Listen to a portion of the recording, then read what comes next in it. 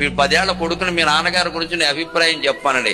My father is role మోడలో రోకల్ మోడలో అంటాడు కూడా, role model. ఎందుకంటే ఈ సన్నాసి అంతకంటే ఎవరిని చూడాల. ఈ తండ్రి కూడా ఏమనుకుంటే మా వాడికి నేనంటే చాలా ఇష్టం, ఇదో అజ్ఞానం వీడికి. వాడికి 20 ఏళ్ళు వచ్చాక మీ నాన్నగారి గురించి మీ అభిప్రాయం చెప్పమానండి. మా నాన్న గొప్పవాడగానే ఆయన కొన్ని విషయాలు తెలియవండి. ఎందుకంటే వీడికి ఒక గర్ల్ ఫ్రెండ్ వచ్చింది ఇక్కడ, విషయం అది. 30 ఏళ్ళు వచ్చాక వాడికి సాఫ్ట్వేర్ ఉద్యోగం వచ్చాక సంవత్సరానికి 36 లక్షల ప్యాకేజీ ఉండగా, నెలకి 3 లక్షల జీతం ఉండగా వాడితో మాట్లాడండి. అప్పటికే మా నాన్నగారు ఏమిటో పోస్ట్ మార్టం ఉద్యోగం చేసుకుంటా పల్లెటూళ్ళు అలా ఉండిపోయారు. ఆయన రిటైర్మెంట్ అప్పుడు జీతం 30,000 అండి, నాది ప్రారంభమే 3 లక్షలండి. తండ్రి మూర్ఖుడి కింద కనబడ్డాడు.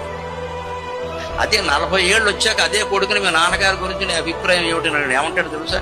పెద్దవాళ్ళు చెప్పారంటే ఊరికే చెప్తారు ఏంటంటే కొన్ని నిజాలు ఉంటాయంట. ఎందుకని వాడికి 2 పుట్టి కొట్టడం మొదలెట్టారు అంటే అర్థమైపోయింది.